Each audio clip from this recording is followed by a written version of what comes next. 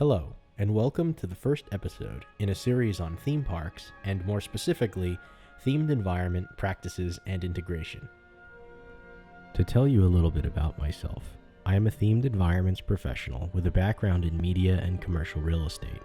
I have had the privilege to work on many projects, both within and outside of the major theme parks, and am especially focused on applying themed environment design practices in more traditional real estate projects. I graduated from the University of Florida Masters of Architecture program in Themed Environments Integration in 2021. My thesis focused on the use and proliferation of media in the built themed environment, and many of the figures used in my videos are from that project. There are a lot of topics, concepts, and history that we will cover in future videos, and I'm open to your ideas and comments. If you would like to support this channel, please subscribe and give this video a like. I am also working on putting together a Patreon where you will have early access to new episodes, a say in future videos, exclusive content, and merchandise. Today, we will be starting at the very beginning of themed environments and covering one aspect of their origin, medieval churches.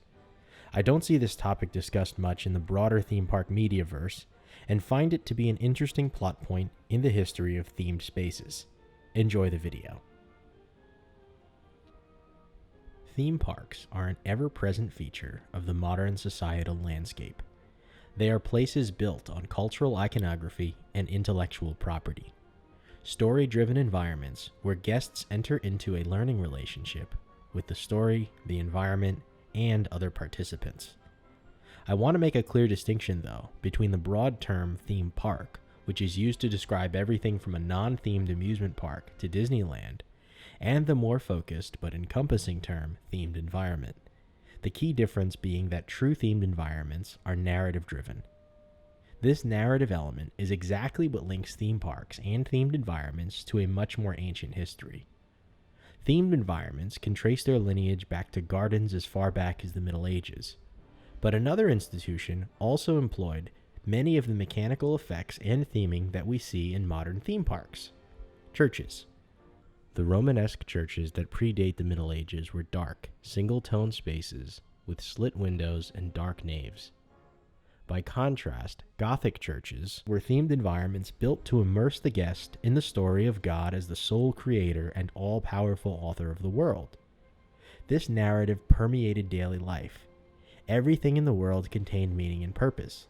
If God is the sole creator, then nothing is random, and every physical object is oriented towards that narrative.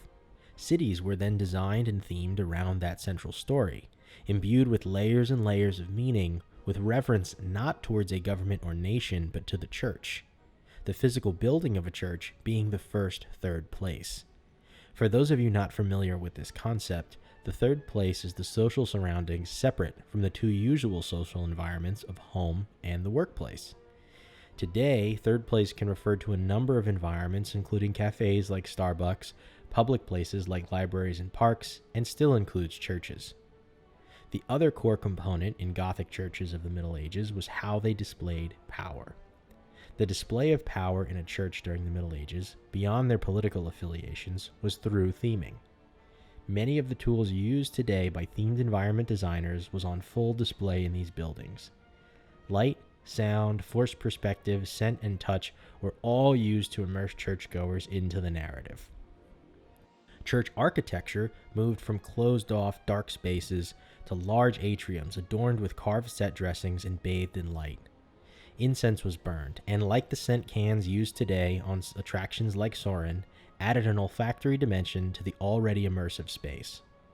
The narrative goal of church at the time was the idea of God being truly present. This was achieved by architecture and effects that fully embrace ornate form over function. Stained glass projected the Word of God in a kaleidoscope of immersive color. The smoke from incense burning served as a visual representation of the prayers of the faithful being lifted to God's ears. Much of the architectural details in these buildings were simply decorative, only serving as a tool to move the story along.